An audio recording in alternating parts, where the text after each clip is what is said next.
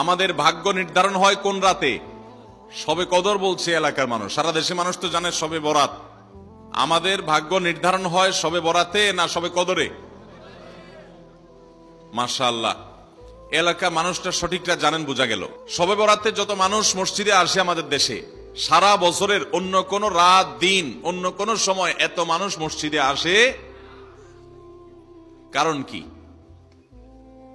শবে বরাতে মানুষ মসজিদে বেশি আসে কেন? সারা দেশের মানুষ তো জানে ভাগ্য নির্ধারণ হয় শবে বরাতে।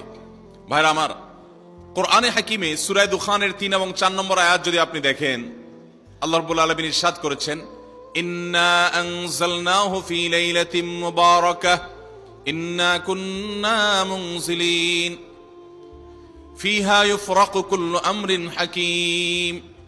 আল্লাহ বলেছেন, আমি নিশ্চয় কোরআনকে নাজিল করেছি, অবতীর্ণ করেছি একটি বরকতময় রাতে। কোন রাতে বরকত নাজিল করেছেন আল্লাহ তাআলা? বরকতময় রাতে কোরআন নাজিল করেছেন আল্লাহ বলেছেন। আর এই বরকতময় রাতটা কোন রাত যে রাতে কোরআন নাজিল হয়েছিল? শবে কদর। কোন সন্দেহ আছে? কারণ কোরআনের আরেক আয়াত বলছে, ইন্না আনজালনাহু ফি লাইলাতিল কদর, আমি কোরআনকে নাজিল করেছি যে রাতে, সেটা হলো লাইলাতুল কদরে। তাহলে লাইলাতুল কদরে আল্লাহ কোরআন নাজিল করেছেন। আর সূরা দুখানে বলেছেন, আমি একটি বরকতময় রাতে কোরআন নাজিল করেছি। তাহলে এখানে বরকতময় রাত বলতে যে লাইলাতুল কদরকে বোঝানো হয়েছে, সেটা দিনের আলোর মতো পরিষ্কার, ঠিক কিনা বলেন?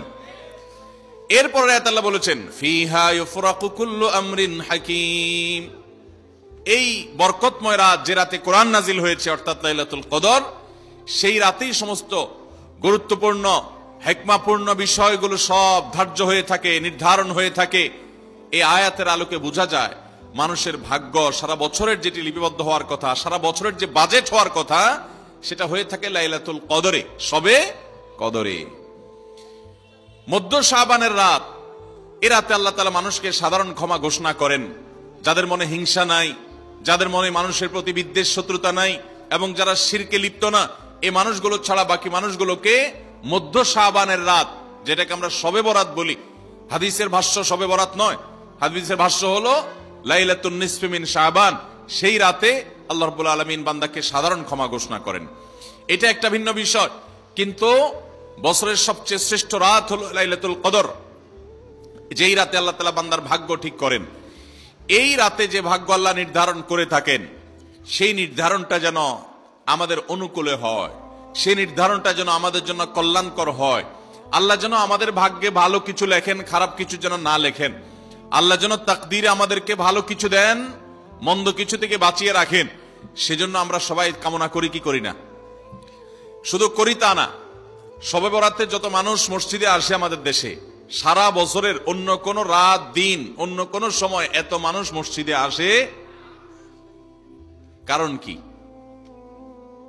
শবে বরাতে মানুষ মসজিদে বেশি আসে কেন? কি কারণে আসে বলেন দেখি? সবচেয়ে বেশি মানুষ মসজিদে আসে কোন দিন? শবে বরাতে। কেন এই দিন বেশি আসে কেন?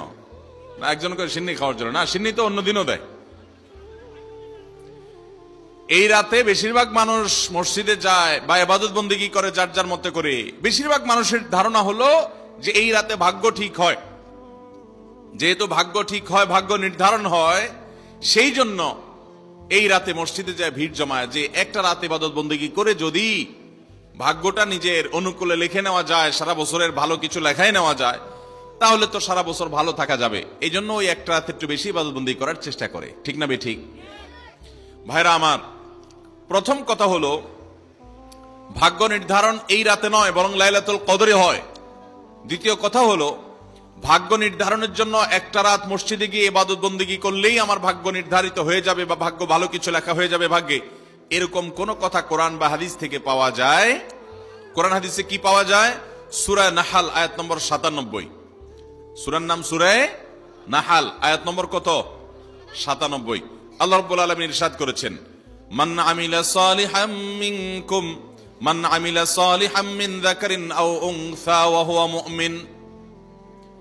পুরুষ হোক আর নারী হোক, যে কোনো ব্যক্তি যদি ঈমানদার অবস্থায় ভালো কাজ করে, পুরুষ হোক কিংবা মহিলা, যে কেউ যদি ভালো কাজ খুঁটে খুঁটে খুঁটে নেক আমল করে, ভালো ভালো অনেক কাজ, কোরআন হাদিসে নির্দেশিত কাজ, আল্লাহ যা করতে বলেছেন, রাসূল সাল্লাল্লাহু আলাইহি ওয়াসাল্লাম যা করতে বলেছেন, যদি সে কাজগুলো করে, এমত অবস্থায় করে যে সে ঈমানদার, অর্থাৎ ঈমান থাকতে হবে, ঈমান আছে এই অবস্থায় যদি নেক আমল করে, তাহলে কি হবে? আল্লাহ বলেছেন ফালানুহাইয়ান্নাহু হায়াতান তাইয়্যিবাহ, তাহলে সেই পুরুষ সে নারীকে আমি পবিত্র জীবন দান করব। কি জীবন দান করবেন বলছেন আল্লাহ? পবিত্র জীবন দান করবেন।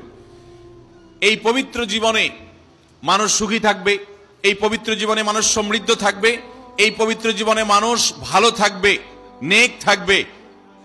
ওয়ালানাজজিয়ান্নাহুম আজরাহুম বিআহসানি মা কানু ইয়ামালুন, এবং এই ইমানদার নারী পুরুষরা যদি নেক আমল করে, ভালো কাজ করে যদি সব সময়, তাহলে সেক্ষেত্রে আল্লাহ বলেছেন তারা যে ভালো কাজ করেছে ওইটার সবচেয়ে উত্তম বিনিময় আমি তাদেরকে দান করব।